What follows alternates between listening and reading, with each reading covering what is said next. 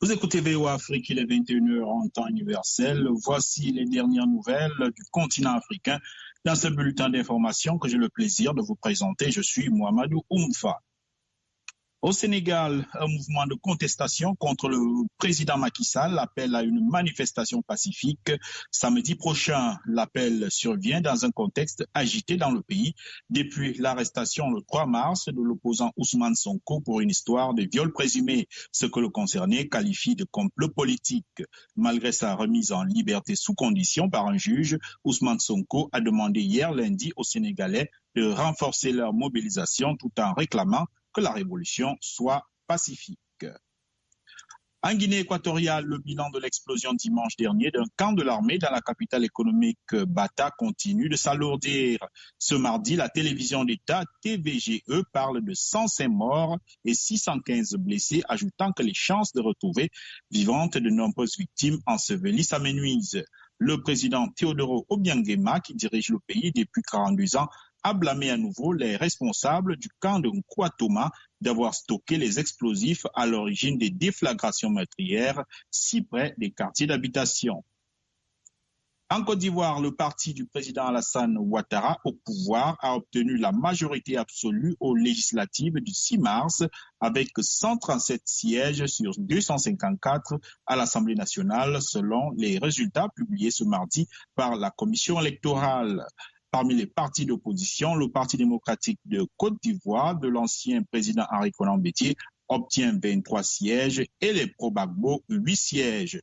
Le taux de participation à ces législatives à un tour s'élève à 37,88% selon la commission électorale.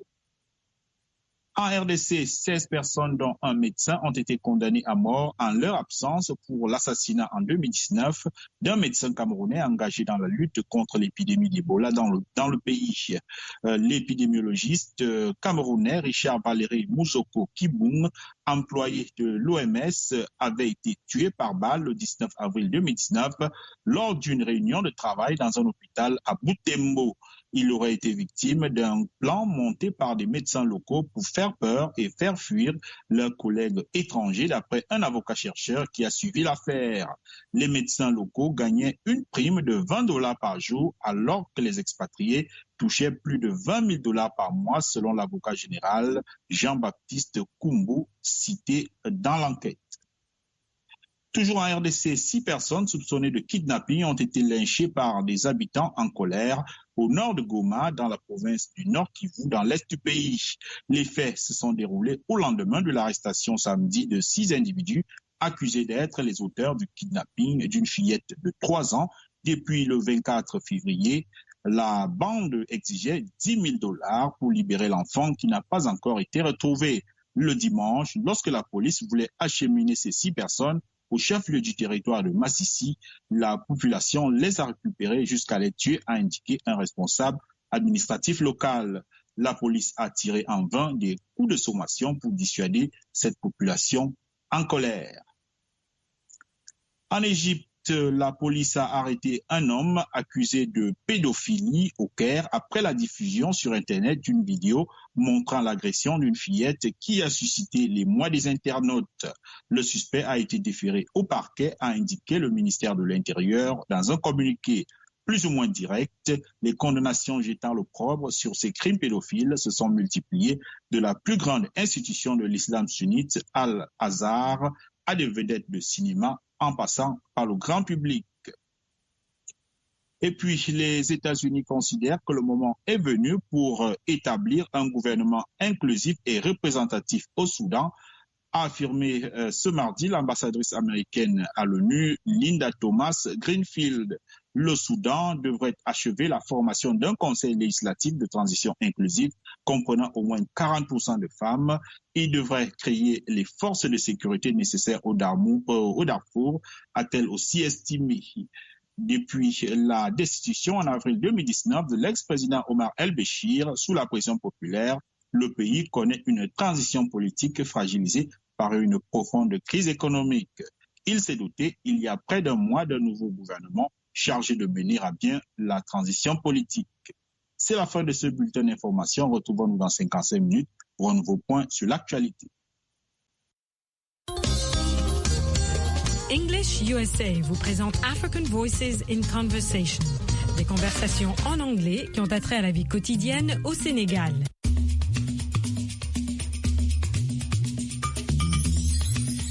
Bala est le tailleur le plus populaire de son quartier. Aujourd'hui, sa cliente et cousine Rama lui rend visite. Nous allons écouter cet entretien plutôt tendu. Vous répondrez par vrai ou faux, true or false, à ces énoncés. 1. Rama voulait une jupe. 2. Le boubou est pour la belle-mère de Rama. Vous allez maintenant répondre à ces 3 questions. 1. Est-ce que Bala a tenu sa promesse? 2. Pour qui sont les boubous selon Bala? 3. Est-ce que Bala a déjà fait le boubou pour Rama? Vous entendrez comment exprimer un choix avec I'd like to. Vous entendrez comment se plaindre en utilisant l'expression n'est-ce pas en anglais. Nous allons écouter cet entretien plutôt tendu. Hello, Bala. I want you to show me all your styles. Have you got catalogs? Let me see them. Right away. My customers are all kings and queens in this shop. Oh, Bala, stop it. You haven't finished my dress, have you? I'm at the service of my royal clients. I do things the way they want it. What is this? Is this a dress or a skirt? It looks like a child's dress. It's not. It's a young girl's mini dress with beads and a scarf. How lovely. It's very nice. I'd like you to make me a dress like this with flashing beads and colorful embroidery. Like a rainbow. Is it going to be for you or for your daughter? For me. I have no daughter and my son is only 2 years old. I am still young. Don't get angry now, Rama. I'm gonna make it. Before I forget, where is the boubou I asked you to make last week? Rama, you've got so many fabrics here. You always change your mind, don't you? I told you to make a boubou from the wax fabric I brought last week. You didn't keep your promise, did you? It will be ready tomorrow. It's for your old grandmother, right? I told you it was for my mother-in-law. Instead of a mini dress, I'd like a mini skirt. And don't forget my mother-in-law. I'd also like an evening gown for her. What does your mother-in-law need an evening gown for? Come on, Bala. She's not that old. She's going to see her husband after 4 years of separation. All right, then. I'll make it. Anything for love. Say, Rama, your father-in-law needs a boo-boo as well, doesn't he? I can make one for tomorrow. Yeah, Allah. So many things to make. You don't want to be overworked, do you? Hey, as long as I get paid.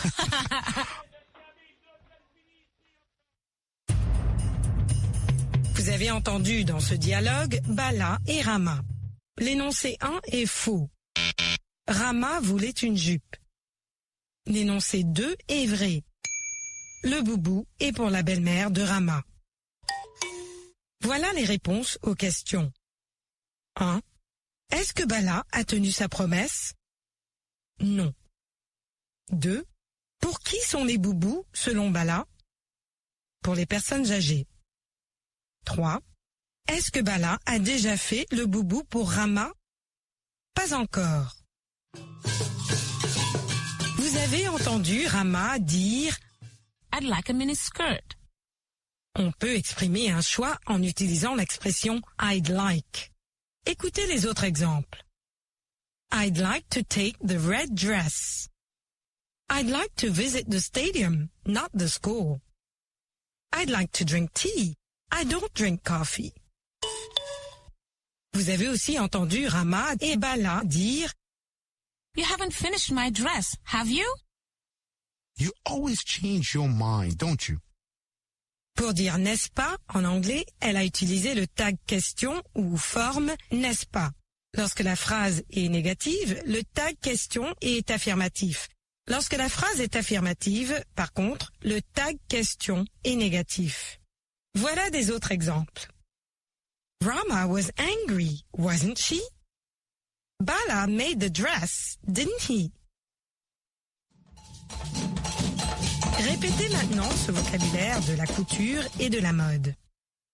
Modèle, styles. Jupe, skirt. Foulard, scarf. Robe, dress or gown. Perles, beads. Broderie, embroidery.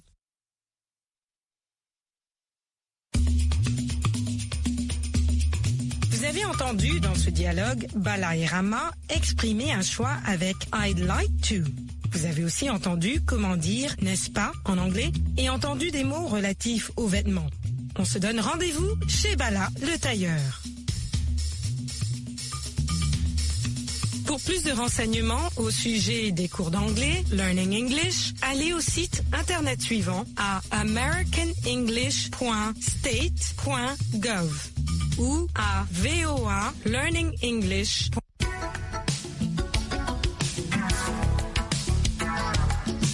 Welcome to Business English. Bienvenue à notre émission consacrée à l'anglais commercial aux États-Unis. Dans ce programme, vous participerez à des voyages d'affaires, à des conversations téléphoniques, à l'échange de messages e-mail et à des interviews. Au micro, Michel Joseph.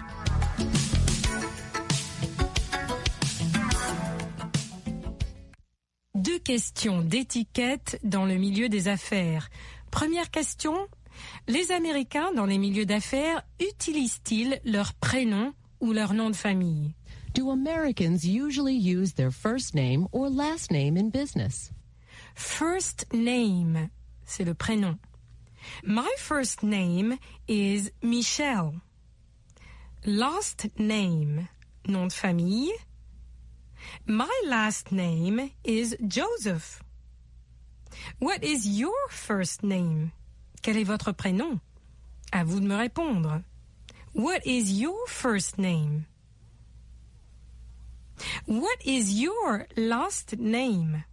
Quel est votre nom de famille? Répondez-moi. What is your last name? Comme vous allez entendre, pour Gary, c'est une question difficile. This is a difficult question. To be safe, use the name that the other person gives you. This is a difficult question. C'est une question difficile. To be safe, use the name that the other person gives you. Pour être sûr de ne pas faire une gaffe, to be safe, donnez-lui le nom qu'il ou elle se donne, le prénom ou le nom de famille. Gary dit, quand il se présente, Please, call me Gary. Veuillez m'appeler Gary. Please, call me Gary. C'est ainsi que vous donnez la permission à l'autre personne de vous appeler d'une certaine façon. Écoutons la conversation qui suit à propos de la première question.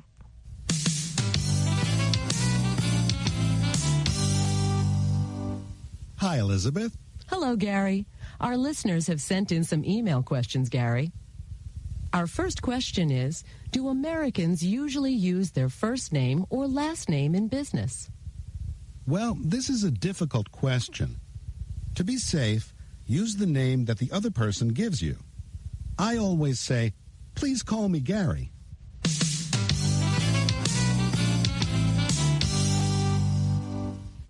Gary dit, I always say, je dis toujours, always. I always say, please call me Gary. Littéralement, s'il vous plaît, s'il te plaît, appelle-moi Gary. Appelle-moi Gary.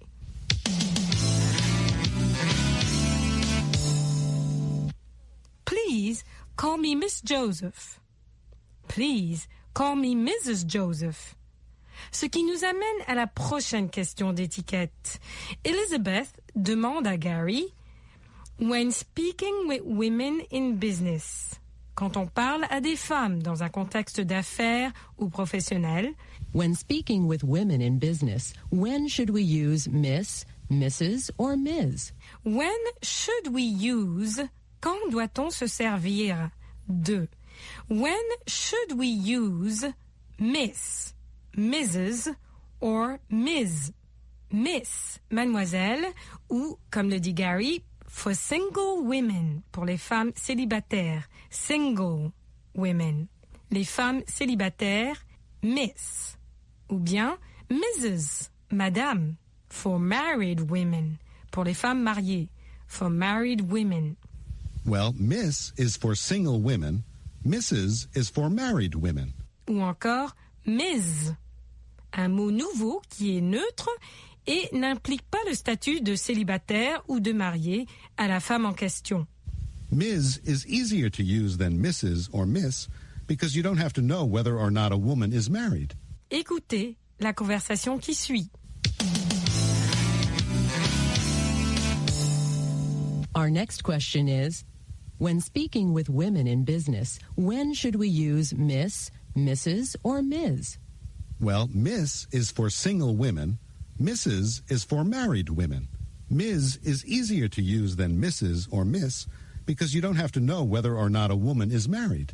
I always use Ms. because with Ms. I usually don't offend people. What do most American women in business prefer? I believe that most American women prefer Ms. Thank you, Gary.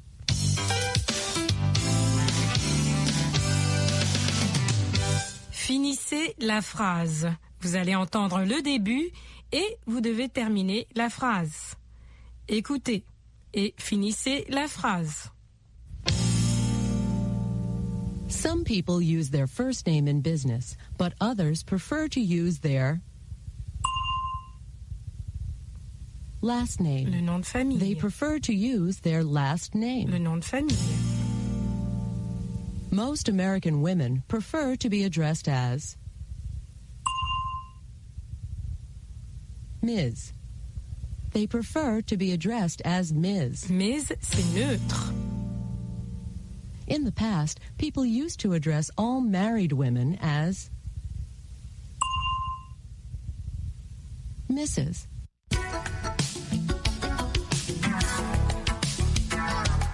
Et c'est tout pour cette leçon de Business English, l'anglais commercial. That's it for today. Until next time. À la prochaine fois. Hello, hello. I'm your English host. Je suis votre présentatrice pour l'anglais, Michelle Joseph, ici au micro. Voulez-vous mieux parler l'anglais? C'est fait. Retrouvez-moi tous les soirs à partir de 21h, temps universel, sur VOA Afrique et sur notre site internet à www.voaafrique.com. Cliquez sur Apprenez l'anglais pour retrouver les leçons de tous les jours. Et les week-ends sur ondes courtes, le samedi et le dimanche à 20h TU. Pour mieux parler l'anglais, to speak better English, ne ratez pas English USA sur VOA Afrique.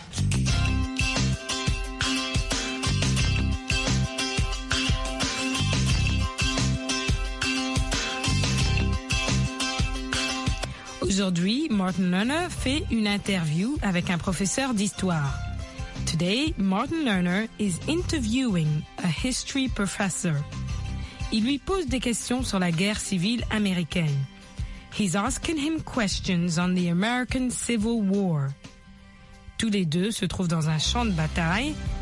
They are in a battlefield. Au cours de cette leçon, vous apprendrez à comparer des événements différents, dans le présent, dans le passé et dans une même époque. English USA est diffusé en direct de Washington au micro Michelle Joseph.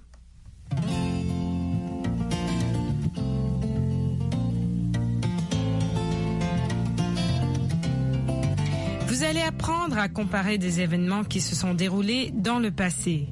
Martin Lerner parle avec un professeur d'histoire américaine, a professor of American history, au sujet de la guerre civile. About the Civil War. Il dit, a group says the reason was slavery. Un groupe de gens disent que la raison de cette guerre était l'esclavage. A group says the reason was slavery. Some say it was economics. Certains disent que c'était à cause de raisons économiques. Some say it was economics. Lors de la guerre civile américaine, on appelait les habitants du Nord the Northerners et ceux du Sud the Confederates. Écoutons maintenant la conversation entre Martin et le professeur. I wanted you to see the battlefield. I see what you mean. It's just open area. It was fields. There were farms here and a few houses. Where did the battles take place? Everywhere you can see. Soldiers from the north were on that hill. Soldiers from the south were over there, somewhere in front of those woods. In fact, where those men are right now. Yes, those men who are firing guns are acting out the early part of the battle. They are pretending to be soldiers during the Civil War. Professor Atkins, why did the war begin? That's a very difficult question. People seldom agree on the reasons for a war. Historians are still arguing about the reasons for the Civil War. I suppose there are usually many reasons. Yes, one group says the reason was slavery, another group says it was politics, and another group says it was economics. That's quite a few reasons. We look at those reasons differently, too. At the time of the war, people saw them one way, now we see them another way. Let's talk about the people. I'm always interested in people. Tell me about the people first. We know quite a lot about the soldiers. There were so many. How many? There were about 4 million soldiers. From both sides, the North and the South? Yes. But remember, they were all Americans. Of course. That seems like a lot. It was. More than 600,000 soldiers died in the war. In the Civil War, the fighting usually took place in open areas, like this. Explain that, please. The battles were often on farms. The soldiers were on hills and in valleys. They didn't fight in the cities. In modern wars, they fight everywhere.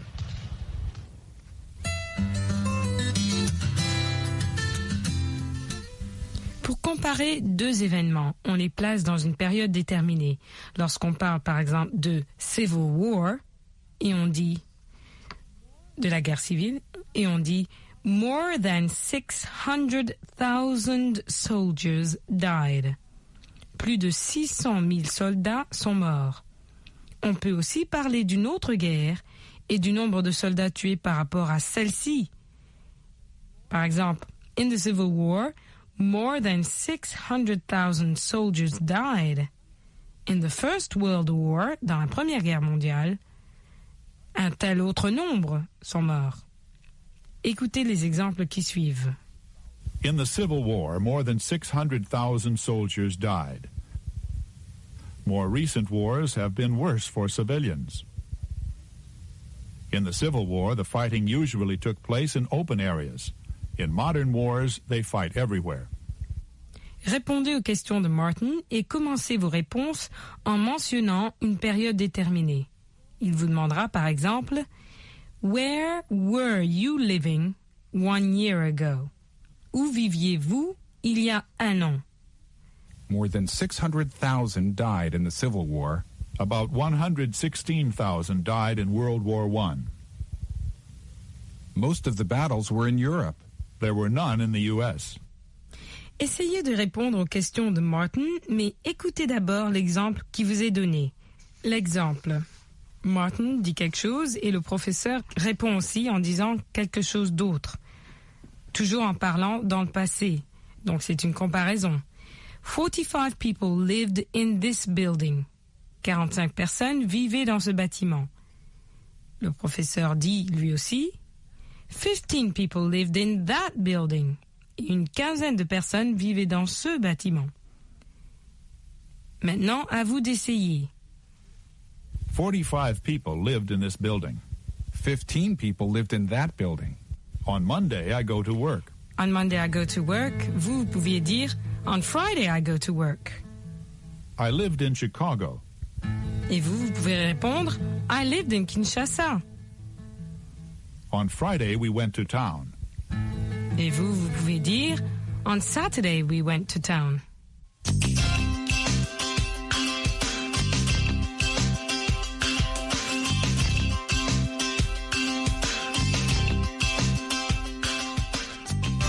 On entend souvent dire que tout change. Vos parents, par exemple, vos grands-parents décrivent leur vie, leur enfance comme si c'était un autre monde. Et ils ont raison, la vie change rapidement. Donc, au lieu de faire la comparaison d'une guerre, pensez plutôt à votre vie en la comparant à celle de vos parents ou à celle de vos grands-parents. Comparez les changements que vous observez. In the meantime, entre-temps, have a great practice. Voulez-vous mieux parler l'anglais? C'est fait! Avec Anglais Télé, notre programme interactif télé multimédia. C'est à votre tour de parler. It's your turn to talk. No, it's my turn to talk. No, it's their turn to talk. Mais vous aurez l'occasion d'intervenir en direct Et de pratiquer l'anglais avec Michel et Roger. Nous répondrons à vos questions. Nous vous aiderons à formuler vos phrases. Participez à Anglais Télé. Retrouvez-nous aussi sur notre groupe Facebook Anglais Télé. Welcome to Anglais Télé. I'm Michelle Joseph and my co-host. And I am Roger Muntu. And we're going to talk about the opposite of work, leisure, la détente. And to help us understand leisure, we're going to use verbs, adjectives, nouns, and you are going to build a sentence describing how you do your leisure.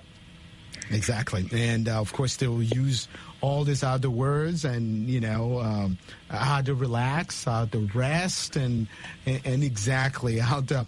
Laughing can be a leisure too, Definitely. Isn't it? Joking can be, right? Absolutely. Playing. Exactly. Playing with your baby. That's right. Playing with your dog. That's right, exactly. And Marie-Rose Bora told us so many things that she likes to do. We'll talk to her in a second. Definitely. But I guess we don't we have somebody who's coming to talk to us? Somebody just joined us? Yes, let's warm up. That's right. Leisure, la détente. La détente, leisure, c'est ça. That's right. That's what it is in French. La détente.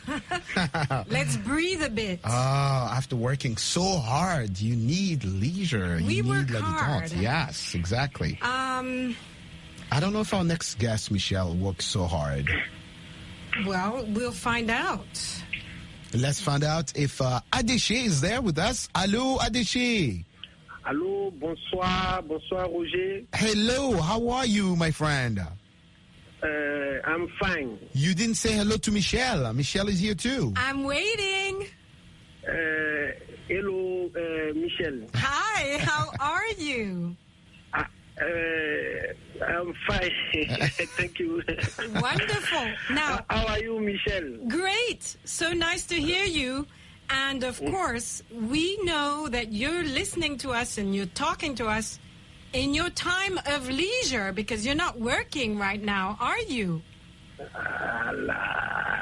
You are not working. Are you working? Working. Travailler in French. Est-ce que tu es en train de travailler en ce moment? No. I know working. Good. No. No? Yes. Yes, you are. Thank God. Good job, Adéché. Good job. Yes. Okay. Yes. So, Adéché, what do you do to relax, to enjoy your time off when you're not working? Reprenez s'il vous plaît. Oui. What? Hello? Yes, oui, Adéché. Working, c'est travailler. That's right? Oui. Et when you are not working, qu'est-ce que tu fais? Donc, je peux répondre en français? Oui, yes. And we'll translate. Donc, quand je ne suis pas en train de travailler, je suis sur Facebook en train de causer avec les amis ou encore en train de manger peut-être ou encore en train de regarder la télé. All right, so why don't we stop him there and recap in English? When I'm not working, I use Facebook. I watch TV. When I'm not working. Yes, I use Facebook.